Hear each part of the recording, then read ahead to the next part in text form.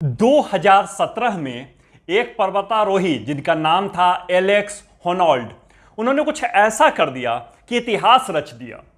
पर्वत पर चढ़ने के लिए हमें कुछ चीजों की जरूरत होती है, उसमें से एक बहुत ही इंपॉर्टेंट चीज होती है, इसको बोलते हैं रस्सी। रस्सी के सपोर्ट से पर्वतारोही अपना सपोर्ट बनाता है, बैलेंस बनाता है और आगे ऊपर चढ़ता रहता है धीरे धीरे। इन्होंने विदाउट रस्सी के, विदाउट रोप सपोर्ट के 3000 फीट की ऊंचाई पर चढ़ गए पर्वत पे। ये अपने में एक कीर्तिमान है, इस तरह का कर पाना संभव नहीं, मगर इन्होंने वह कर दिखाया। कैसे किया ये अपने ही जुबानी इस बात को बताते हैं। कभी आपको मौका मिले तो डॉक्यूमेंट्री देखिएगा इनकी, फ्री सोलो नाम से इनकी एक डॉक्यूमेंट्री, बड़ी प्यारी सी डॉक्यूमेंट्री है, बहुत बड़ी नहीं है, समय मिले तो पूरा देखिएगा। इनसे पूछा किसी ने, क्या आपको नहीं पता कि इस तरह के स्टंट का रिजल्ट क्या होता है?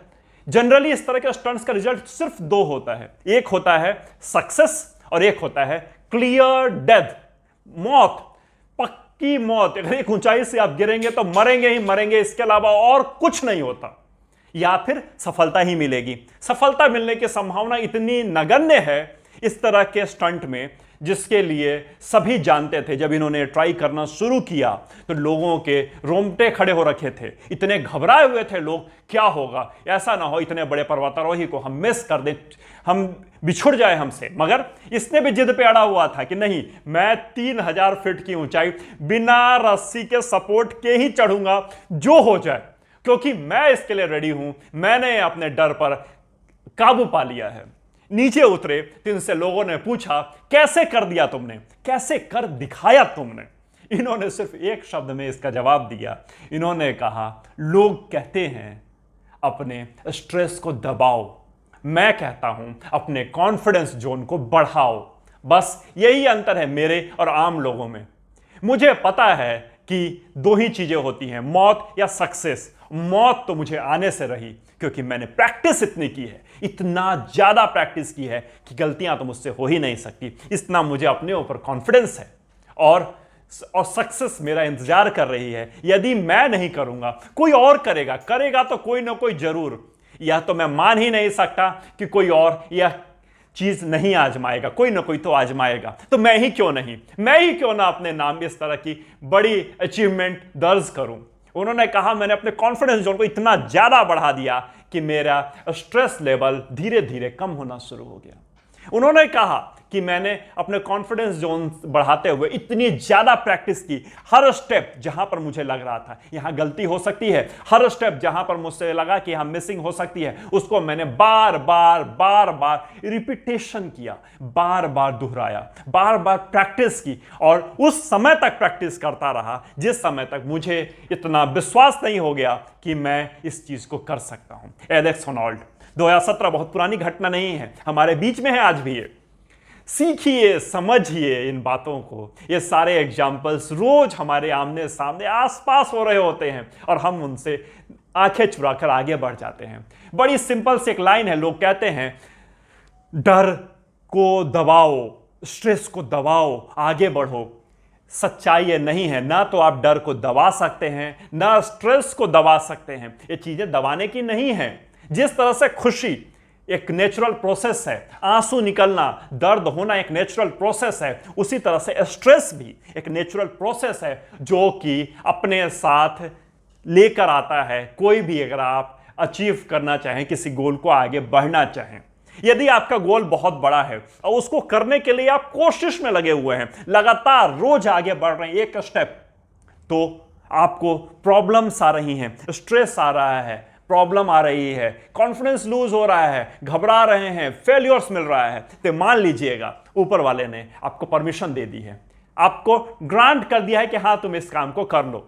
यदि प्रॉब्लम्स नहीं आ रही हैं, स्ट्रेस नहीं आ रहा है, दिक्कत नहीं हो रही है, फेल्योर्स नहीं मिल रही और आपको लग रहा है आप अपने गोल पे पहुंचने वाले हैं, तो आपका गोल गलत था या रास्ता गलत था। उसने उसकी परमिशन नहीं दी थी। अगर उसने परमिशन दे दी है, यदि उसने परमिशन दे दी है उस ऊपर वाले ने, तो यकीन मानिए यह 100% प्रूव किया हुआ है कि ऐसे चीजों में प्रॉब्लम्स आती हैं और जब आप उस प्रॉब्लम से दो चार होते हैं तो आपको जब वो सक्सेस मिलता है, जब आपको गोल अचीव होता है, जो खुशी मिलती है और जो इसके लिए आप प्रिपेयर हो चुके होते हैं, उसके बाद आपको उससे कोई नीचे नहीं उतार सकता। मनी की फिलॉसफी भी कुछ इसी तरह की है।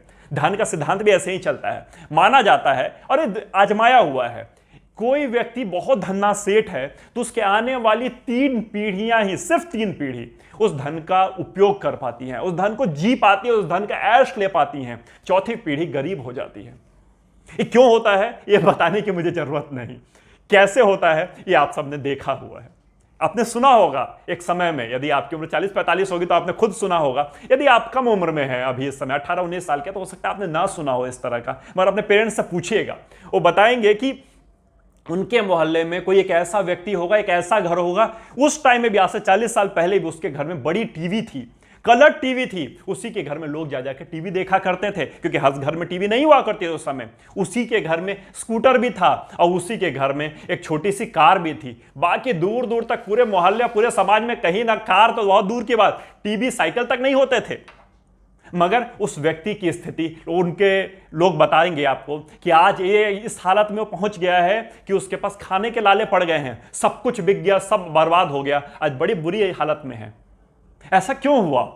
बस मनी का फॉर्मूला ही ऐसे करता है काम। कोई चीज आपको मिल गई है तो आपसे वापस जाएगी ही जाएगी। कहीं आप पहुंच गए हैं, उससे नीचे आएंगे ही आएंगे। सक्सेस मिल गया है तो फेलियर मिलेगा ही मिलेगा। फेलियर के रास्ते से आगे बढ़े हैं तो सक्सेस बहुत लंबे समय तक टिका रहेगा। किसी गोल को अचीव कर लिए हैं, उससे बड़ा चाहते हैं, तो फिर आपको नीचे आना पड़ेगा। ये ऐसे ही चलता है लाइफ का रूल ही ऐसे है। ये एलेक्स की कहानी हो या आप और मेरी कहानी हो, सबकी कहानी में एक पल ऐसा जरूर आता है जब तकलीफ, दुख, दर्द, परेशानी, स्ट्रेस बढ़ता है, और उससे यदि आप बचना चाहें, उससे आप दूर रहना चाहें, उससे आंखें फेर कर आगे बढ़ना चाहें, तो आप सक्सेस पर बहुत दिनों तक नहीं रुक पाएंगे, बहुत लंबा आप नहीं कर पाएंगे, क्योंकि हो पाना ही संभव नहीं है। जैसे कि एक और एग्जांपल से आपको इस बात को मैं समझाने की कोशिश करता हूं।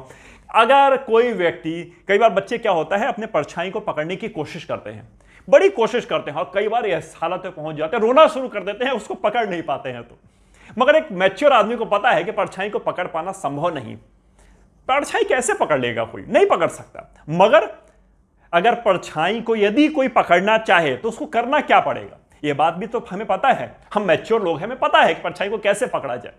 परछाई को पकड़ना संभव नहीं, मगर जिस व्यक्ति से या जिस वस्तु से परछाई बन रही है, उस व्यक्ति या उस वस्तु को यदि पकड़ लें तो परछाई पकड़ में आ जाती है। उसी तरह से समस्याएं बाहर नहीं हैं, प्रॉब्लम्स बाहर नहीं है, कष्ट, तकलीफ, दुख, दर्द, फेल्योर्स बाहर नहीं है, वो आपके अंदर हैं। समस्याएं आपके अंदर हैं, बिल्कुल परछाई की तरह। परछाई के प्रतिबिंब बाहर बन रहा है, हमें पकड़ना है तो खुद को पकड़ना पड़ता है, परछाई पकड़ में आ जाती है। उसी तरह से यदि समस्याओं से बचना चाहते हैं, खुद पर काम कीजिए, खुद को इंप्रूव कीजिए, खुद को बेटर बनाइए, बेस्ट की तरफ ले जाइए, लगातार काम कीजिए। लगातार अगर आप करते रहेंगे, लगातार कोशिश करते रहेंगे, लगातार प्रयास करते रहेंगे, तो आपको सफलता मिल जाएगी। जैसे कि शीशे की परछाई नहीं पड़ती, उसी तरह से हम सभी के अंदर कुछ ना कुछ ऐसी क्वालिटीज हैं जिसकी वजह से हम आगे बढ़ पाने में समर्थवान होते हैं। यदि आगे बढ़ेंगे, समस्याएं आएंगी, मगर समस्याओं का सॉल्यूशन बाहर ढूंढेंगे। समस्याओं का सॉल्यूशन आप दूसरों पर इंजाम मढ़ कर डालेंगे, दूसरों पर कहेंगे इसकी वजह से वो समस्याएं आई हैं, तो कभी भी उस समस्याओं से आप बच नहीं पाएंगे, उस समस्याओं का सॉल्यूशन नहीं निकाल पाएंगे। जीवन में, इस वीडियो को खत्म करने के पहले मैं एक सलाह दे देता हूं, जीवन में कभी भी 3 C मत कीजिएगा। पहला कंप्लेन, दूसरा कंपैरिजन, तीसरा क्रिटिसिज्म। ये जीवन में नहीं करेंगे, आप आगे बढ़ते चले जाएंगे। अरे मेरी लाइन नहीं है, एलेक्स ने खुद कहा था एक अपने इंटरव्यू में, उसने कभी भी अपने जीवन में काम नहीं किया। चलिए, उम्मीद करता हूं बहुत ही जल्दी मिलता हूं आपसे नए वीडियो में, आप इससे बहुत कुछ सीखेंगे। जय हिंद, जय भारत।